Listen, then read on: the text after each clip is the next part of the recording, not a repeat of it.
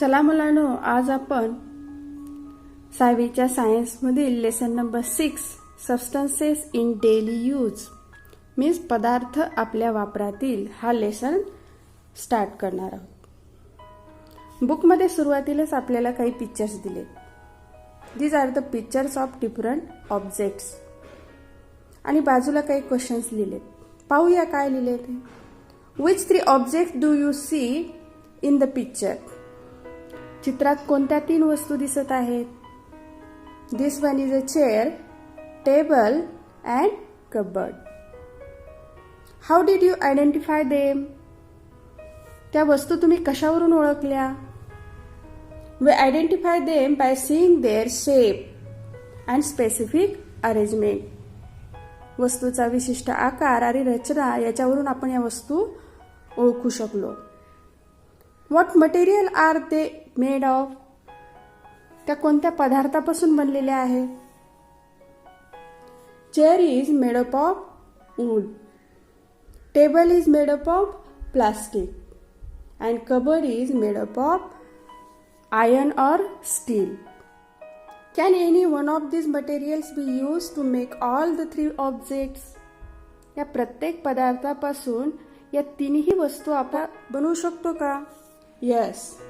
All the 3 objects, that is chair, table and cupboard, can be made by using either wood, steel or plastic. खुर्ची, table आणि कपाट अशा वस्तू आपण लाकडाच्या देखील बनवू शकतो, प्लास्टिक पासून बनवू शकतो किंवा लोखंडाच्या देखील बनवू शकतो. या चित्रातील चेअर, टेबल आणि कबर्ड हे ऑब्जेक्ट्स आहेत, वस्तू आहेत. आणि या वस्तू कुठल्या सबस्टन्स म्हणजे पदार्थापासून बनलेल्या आहेत? Wood, plastic and iron. These are the substances. Now let us study about the substances and objects. Substance means पदार्थ and objects means वस्तू. All substances are made up of small particles. पदार्थ हे सूक्ष्म कणांचे बनलेले असतात. Objects are made up of substances आणि वस्तू या पदार्थापासून बनलेले असतात. Objects have specific shape and specific arrangement. वस्तूला विशिष्ट आकार आणि वस्तूची विशिष्ट अशी रचना असते. आता काही उदाहरणाद्वारे ऑब्जेक्ट्स हे कुठल्या सबस्टन्स पासून बनलेले आहेत हे थोडक्यात पाहूया. Chair and table, these are the objects. These objects are made from wood and wood is the substance. खुर्ची, टेबल अशा वस्तू लाकूड या पदार्थापासून बनलेल्या आहेत. मुलांनो, तुम्ही लाकडाचा भुसा म्हणजे सॉडस्ट पाहिले आहे का? एखाद्या लाकडाचे लहान लहान कण म्हणजेच हा लाकडाचा भुसा असतो. यावरून हे लक्षात येतं की लाकूड हा पदार्थ लहान लहान कणापासून म्हणजे भुशापासून बनलेला आहे. Pots and bricks, these are the objects and these objects are made from soil और क्ले. कुंड्या असतील किंवा मातीची भांडी असतील, विटा असतील, या माती या पदार्थापासून बनलेल्या असतात. Iron is the substance and we make many objects from the iron like electric poles, iron bars, iron chair. Plastic is the substance and we make plastic bottles, plastic bucket, many objects from this plastic. Rubber, paper, cotton, these are the substances and we make eraser, balls, books and notebooks, clothes from these substances. Many objects can be made from the same substances. एका पदार्थापासून आपण अशा अनेक वस्तू बनवू शकतो. यासाठी काही उदाहरणे इथे दिलेली आहेत. Cotton is the substance and we make many objects like shirt, bed sheets, towels. Iron is the substance and we make iron nails, electric poles, railway tracks from this substance. Aluminium is the substance and we make kitchen utensils, electric cables from the aluminium. Now students, make a list of various objects in your house and note down the substances they are made of. तुमच्या घरामधील वेगवेगळ्या वस्तू आणि त्या वस्तू कोणत्या पदार्थापासून बनलेल्या आहेत याची तुम्ही लिस्ट बनवा. क्लासिफिकेशन ऑफ सबस्टन्सेस मीन्स पदार्थाचे वर्गीकरण. आपल्या सभोवताली जे वेगवेगळे पदार्थ आपण पाहतो या पदार्थाचं मुख्यतः 2 प्रकारामध्ये आपण वर्गीकरण केलेलं आहे. There are 2 types of substances. First is natural substances and second is man-made substances. Natural substance means नैसर्गिक पदार्थ and man-made substance means मानव निर्मित पदार्थ. What is meant by natural substance? The substances obtained from nature are called natural substances. जे पदार्थ आपल्याला निसर्गातून उपलब्ध होतात त्यांना आपण नैसर्गिक पदार्थ असं म्हणणार आहोत. For example cotton, soil, water, metals, wool, these are the natural substances. Means these substances we get from nature. Natural substances are divided into another 2 types. First is biotic substances and second is abiotic substances. नैसर्गिक पदार्थाचं वर्गीकरण परत 2 गटात केलेलं आहे, जैविक पदार्थ आणि अजैविक पदार्थ.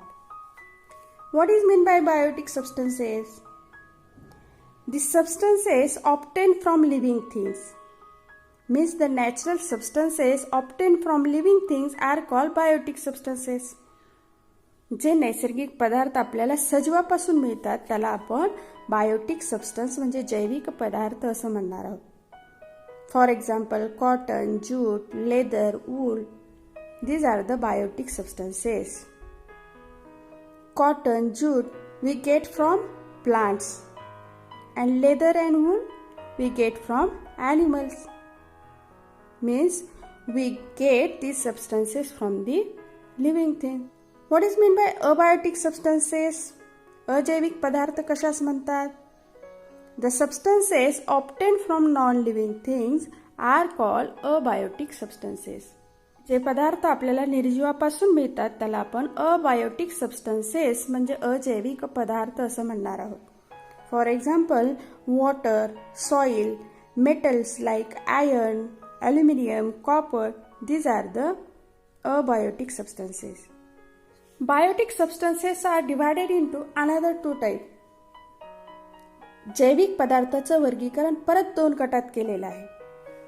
First is plant origin substances and second is animal origin substances. म्हणजे जैविक पदार्थाचं वर्गीकरण वनस्पतीजन्य पदार्थ आणि प्राणीजन्य पदार्थ यामध्ये केलेलं आहे. What is meant by plant origin substances? The biotic substances obtained from plants are called plant origin substances. जे जैविक पदार्थ आपल्याला प्लांट्स पासून मिळतात त्याला आपण प्लांट ओरिजिन सबस्टन्स म्हणणार आहोत. For example cotton, jute, hemp, these substances we get from plants. Hemp means आंबाडी आणि आंबाडीच्या झाडापासून आपल्याला फायबर म्हणजे धागे मिळतात. Second is animal origin substances. The biotic substances obtained from animals are called animal origin substances. जे जैविक पदार्थ आपल्याला प्राण्यापासून मिळतात त्याला animal origin substances असं म्हणणार आहोत. For example leather, wool, milk, silk, lac, pearls. We get leather, wool, milk from the animals. Silk we get silk from the silkworm. रेशीम हे रेशीम कीटकापासून आपल्याला मिळत असतं. लॅक ज्याला मराठीत आपण लाख म्हणतो आणि लाख या पदार्थापासून आपण वेगवेगळ्या शोभेच्या वस्तू, बांगड्या तयार करतो. आणि लाख हा पदार्थ लाख तयार करणारा एक कीटक असतो तो बनवत असतो. पर्ल्स मीन्स मोती आणि मोती आपल्याला कुणापासून मिळतात? We get pearls from the pearl oyster. Second type of substance is man-made substance, मानव निर्मित पदार्थ. What is meant by man-made substances?